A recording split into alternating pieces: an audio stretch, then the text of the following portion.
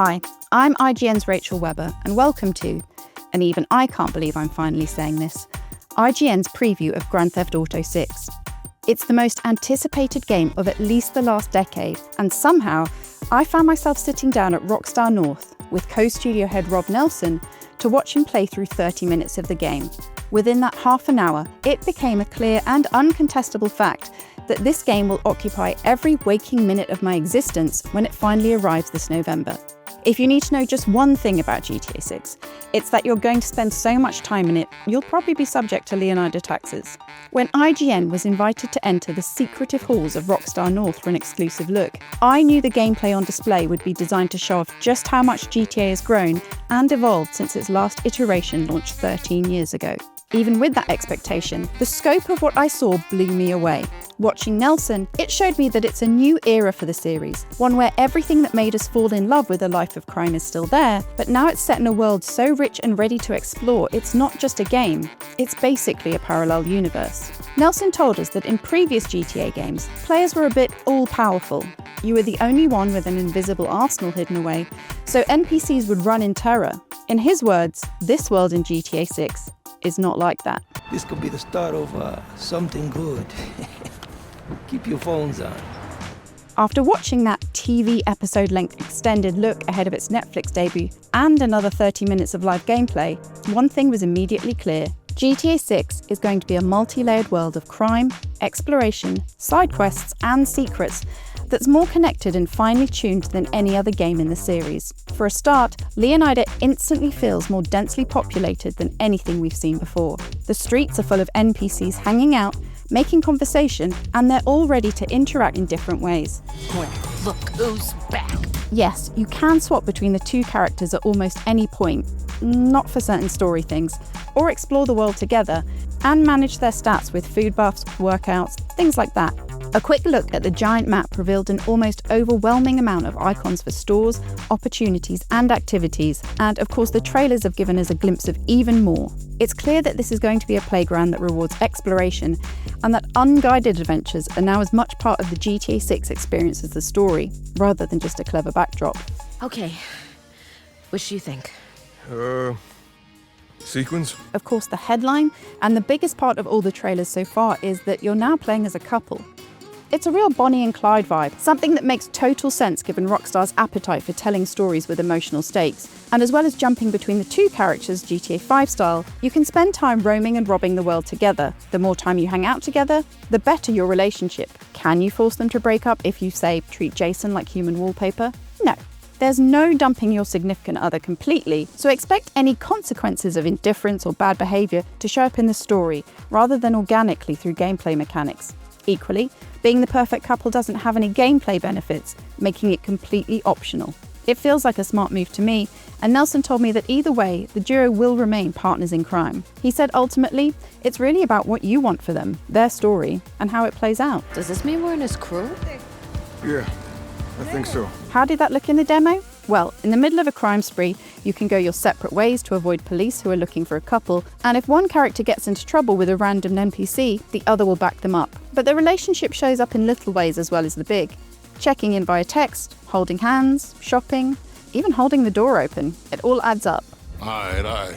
Yo, we going up. When Nelson first loaded up his save for the demo, we were transported to a downtown part of Leonida. Our stroll around there was anything but casual. The streets and traffic and sheer number of NPCs of all shapes and sizes, and their habit of screaming curses at you, hit me like a slap in the face. Honestly, it's enough to make you feel like an Amish kid on Rumspringa in New York. You overhear chunks of dialogue that sound like real conversations, there are stores and bodegas and pawn shops all ripe for the robbing, and it's all rendered in such detail that your eyes overload for a few seconds. The life in this world isn't just noise and style either. NPCs now have a wide range of tolerance for any BS you may or may not throw their way. So taunt them and they could act offended, or they could attack you. Pull a gun and they might cower, or they might pull a gun back and escalate. Maybe you'll attract the attention of, say, an entirely different group of people that were just passing by but now want to get all up in your business. To help you navigate this new, complex ecosystem, the way you interact with the world has evolved since GTA 5. Building on the control system introduced in Red Dead Redemption 2, using the left trigger doesn't immediately aim your gun if it's holstered. Instead, you can use it to talk to or taunt characters you meet.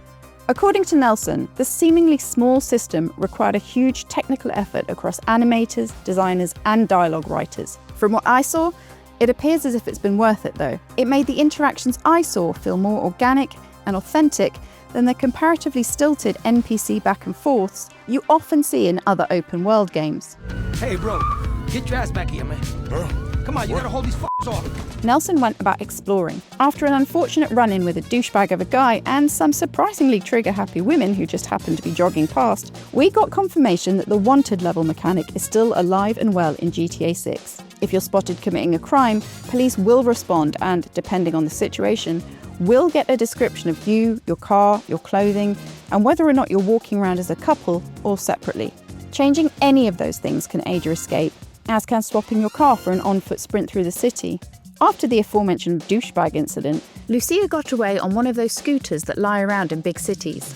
A smart move, considering that making a getaway behind the wheel is now more of a challenge than players have experienced before. Nelson told me that the streets in this game are narrower and more realistic in terms of scale, and when you add to that the density of traffic, we're all going to need to level up our getaway driver skills. And not only is the driving tougher, even just stealing the car has evolved to be a more nuanced process. It's still the automobile acquisition thrill that we know and love, it's just deeper than a simple smash and grab. Now different makes and models will need different approaches. A fancy car might come equipped with an electronic lock and require a key cloner, or even have a GPS locator, which forces you to drive fast to avoid getting tracked. To help you out, Jason and Lucia have a scanning app installed on their phones that will reveal if the car you're looking at is equipped with such technology, as well as how much you can make selling it, or the cost of registering it for yourself. Look what the law chased in. Jason and Lucia have a criminal profile as well as a wanted level. It's a new mechanic for the Grand Theft Auto series, and it changes depending on your interactions with the world. Think of it as an upgraded version of Red Dead Redemption 2's honor system. There, Arthur Morgan could go on a killing spree and then sort of work his way back to sainthood by saying hello to everyone he met. Here it's more nuanced. Get into a shootout during a robbery or fire back at an aggressor, that's a reasonable response. But escalate a situation that you could have walked away from, that's going to change your profile.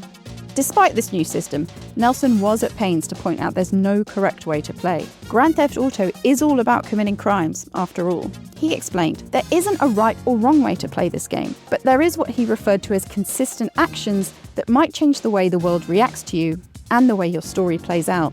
I noticed that as Nelson played, it seemed like it was not just major moments of violence that dynamically altered the profile. Smaller everyday actions seemed to make a difference too. Throwing trash in a trash can seemed to help, and according to Nelson, one of the other options will be feeding animals. Now, when you need somewhere to relax after a hard day of building that criminal profile, Jason and Lucia have access to a new upgraded type of safe house, where you can grab a drink from the fridge, give yourself a new hairstyle, and just do couple shit. From what I saw, they're designed to be much closer to the camps we saw in Red Dead Redemption 2, so you can probably expect lots of ways to customize them for the lovebirds. Does life feel hopeless? Are you constantly searching for a way out? Luckily for you, those days are over, thanks to Angstapan. Don't go thinking the Grand Theft Auto brand has gone too domestic bliss though. It seems like the weird and wonderful satire you expect from Rockstar is all present and correct. Sorry guys, I'm a hugger. Come in here, get in here. Yes, all right. NPCs still shout unhinged things about mummy issues and peeing on you for cash. There's an attorney that works out of a dumpster for pills, and there are more of those deliciously dark TV ads than ever before. Social media returns in a big way, and even if Jason and Lucia aren't posting themselves, they're a couple on the run after all, they still get to lurk and doom scroll like the rest of us. According to Nelson, the hard part isn't finding the stuff to satirize because, in his words, humans are human, but to make sure that anything that makes the final cut can still feel relevant beyond the initial release. Memes, trends, and even political stuff ages fast, so even small details like slang are taken into consideration. Hurts, right? Try wearing a... It's been 13 years since the last GTA, and that time has brought new technology and clearly inspired a new level of ambition for Rockstar North. When Nelson was talking about the density of GTA 6, he mentioned that the team has doubled in size. If you had told me Rockstar had spent 13 years on the mocap alone, I wouldn't immediately call you a liar. It's the best I've ever seen a game look on PS5, and it could hold its own against most high-end PC games too. Everything from the facial expressions, the lights on a boat travelling through the sea around Leonida, actual realistic-looking hair, the skyline, and sun glinting off cars as they race by.